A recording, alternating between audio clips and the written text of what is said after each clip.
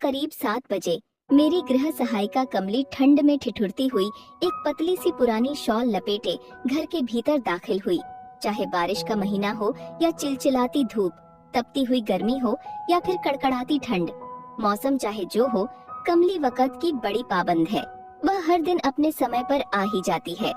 ऐसा नहीं है कि इन 7 सालों में उसने कभी छुट्टी ना ली हो, लेकिन जब भी नहीं आना होता है वह पहले ही बता देती है, या फिर जब कभी भी अचानक किसी कारणवश नहीं आ पाती है तो किसी न किसी के जरिए खबर अवश्य भिजवा देती है। उसकी यही बात उसे औरों से खास बनाती है। मेरे लिए कमली केवल मेरी गृह सहायिका ही नहीं है, बल्कि वह मेरे घर का एक हिस्सा भी बन गई है। वह मेरे लिए मेरे परिवार की एक सदस्य है।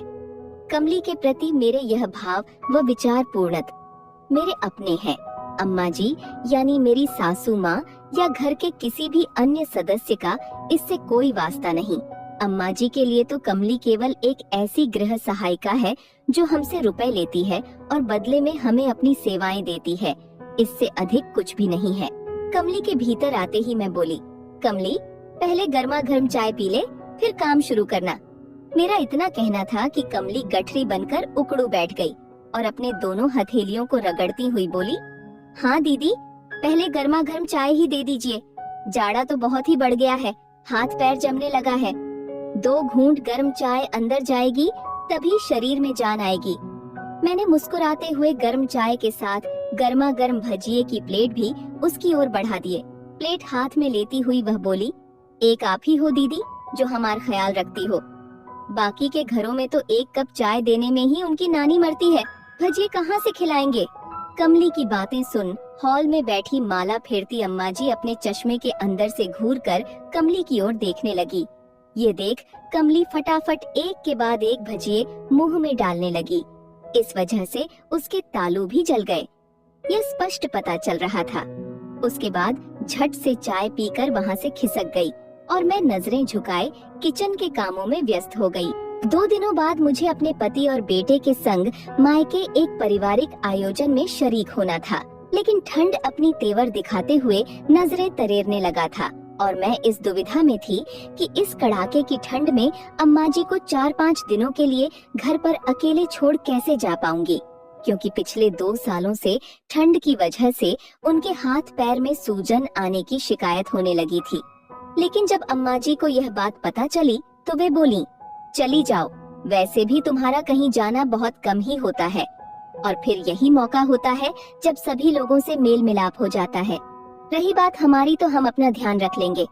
अम्मा जी से हरी झंडी मिलते ही मैंने जाने की तैयारी शुरू कर दी। जाने से पूर्व मैंने कमली को हिदायत दी कि वह मेरे पीछे घर और अम्मा जी का पूरा ख्याल रखे।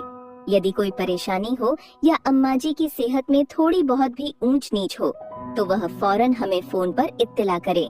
हम अगली ही ट्रेन से लौट आएंगे। अम्मा जी से आज्ञा ले हम सपरिवार मेरे पीहर पहुंच गए। 5 दिनों के उपरांत जब हम घर लौटे तो जो दृश्य मेरी नजरों ने देखा उसे देखने की कल्पना शायद मेरी आंखों ने कभी भी नहीं की थी।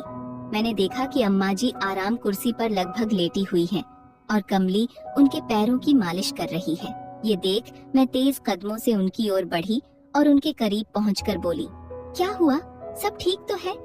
अम्मा जी आपकी तबीयत तो ठीक है? मुझे इस तरह घबराया हुआ देख अम्मा जी बोली, अरे सब ठीक है, मुझे कुछ नहीं हुआ है, अब मैं बिल्कुल स्वस्थ हूँ। जाड़े की वजह से हाथ पैरों में सूजन आ गई थी और पूरे शरीर में दर्द भी भर गया था।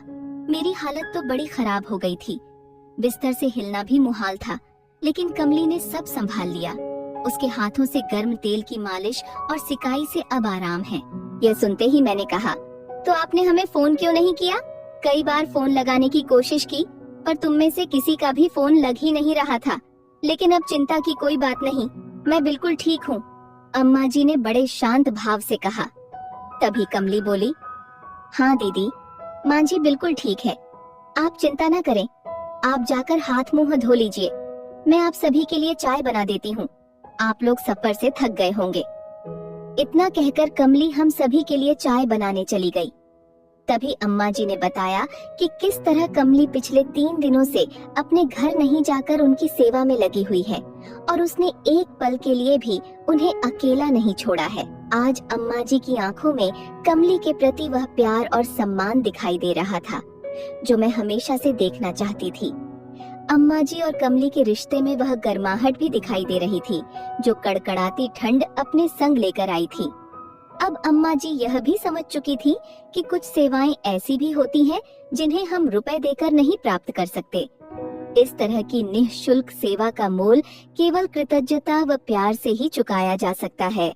पोस्ट पसंद आए तो कृपया पेज को लाइक एवं फॉलो करें एवं कमेंट में अपना सुझाव व्यक्त